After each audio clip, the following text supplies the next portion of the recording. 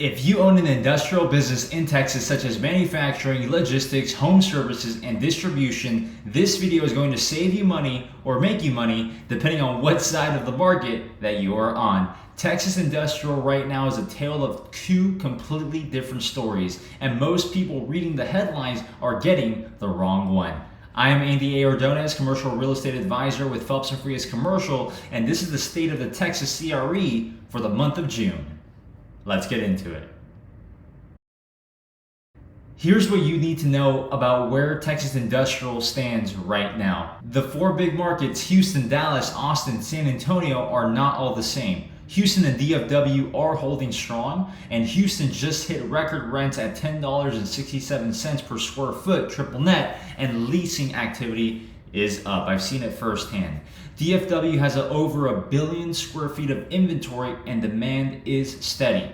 Austin is working through an oversupply hangover and vacancy is upwards of 10%, which is actually good news if you're a tenant looking for a deal there right now. We have a couple that we're working on right now over there. San Antonio sits in the middle, balanced with strong tailwinds, with the nearshoring activity coming from the Mexico border through I-35. Now, here's a number that most people miss. When you hear that industrial vacancy in Texas is rising, they're talking about large buildings, such as 100,000 square feet or higher. The big box distribution warehouses are sitting half empty.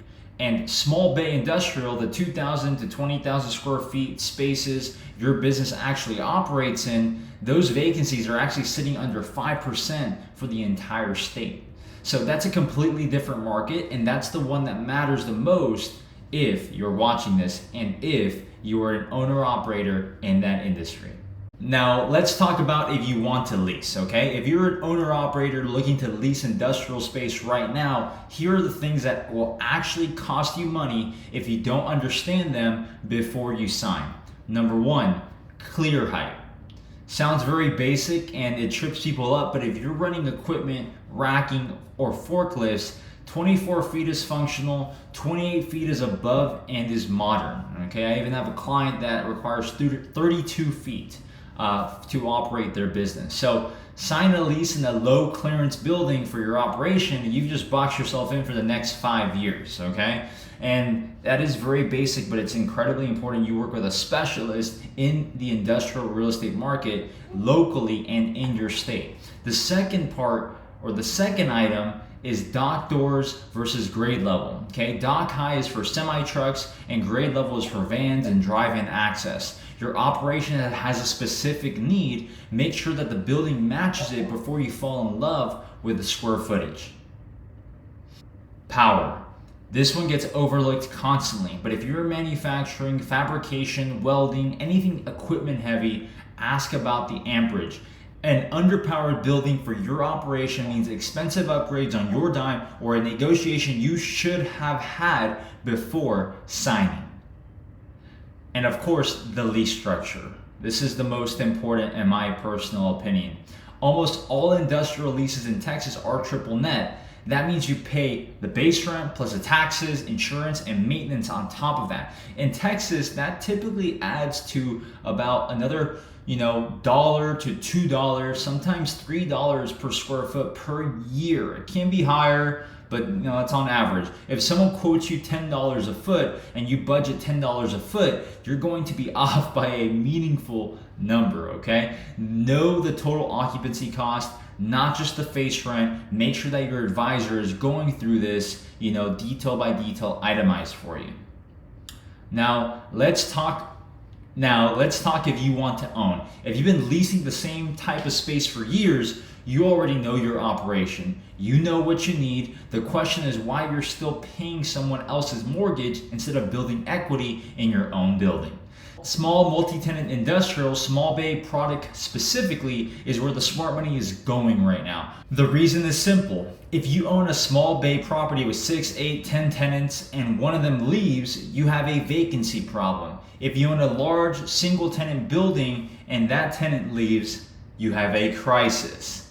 So The risk profile is completely different. And look, I talk to business owners all the time who have been in the same 5,000 square feet space for 8 years. They know every inch of that building, they built their operation around it, and every single month they're writing a check to someone else that gets to build wealth off their consistency. If that sounds familiar, it's worth having the conversation. There are financing tools built specifically for owner-occupants, such as yourself, that most business owners don't even know exist. Okay?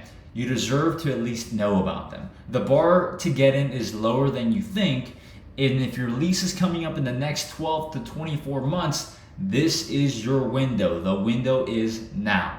Okay? Don't wait until you're 60 days out and out of options and you're scrambling and you're desperate. That's not the position you want to be in. And unfortunately, I have helped many business owners in that position. So you want to give yourself more time. You want to have a cushion. You want to be relaxed and in control of your next move. Okay? Now, if you're on the other side of this and you own an industrial property and you're thinking about selling or getting it leased, here's what the market is actually telling you right now. The good news is timing, okay? The construction pipeline is shrinking. Developers pulled back when interest rates went up, which means new supply coming online over the next 18 months is significantly lower than what we saw in 2022 and 2023. Less new product means your existing building has less competition. The challenge specifically in large format space is that tenants have more options than they did 2 years ago, and they know it. If your building has been sitting vacant for more than 60 days, the price is usually the conversation. Landlords and sellers who are pricing based on 2022 peak comps are the ones sitting on the sideline. If your building is under 50,000 square feet, you're in a better position than you think. That small bay vacancy number under 5% means qualified tenants are actively looking, and those aren't enough options. I would say the large majority of all of our clients, 70% plus, require less than 50,000 square feet of space, right? Those big companies, those companies that have been around for a long time require a lot of acreage, require a big warehouse over 50,000 square feet. That would make about 25 to 30% of everyone we work with. So definitely a higher demand for 50,000 square feet or less. The investors buying right now are specifically targeting small multi-tenant product, and presentation matters more than people realize in this segment.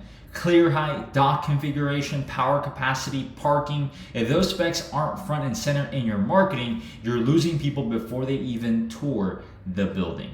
That's when having an advisor who actually knows industrial makes the difference. Texas industrial is not one market, it's not one story, and the decisions you make about your space, whether you're leasing, owning, or selling, should be based on what's actually happening, not what the headline vacancy number says. I'm Andy A. Ordonez with Phelps Frias Commercial. We cover Houston, Dallas, Fort Worth, Austin, San Antonio, and we work with industrial business owners who want one advisor who speaks their language and knows the market. If that's you, reach out to me directly at 346-276-3755, and you can find me under all platforms as Andy A. Ordonez. Let's build your future.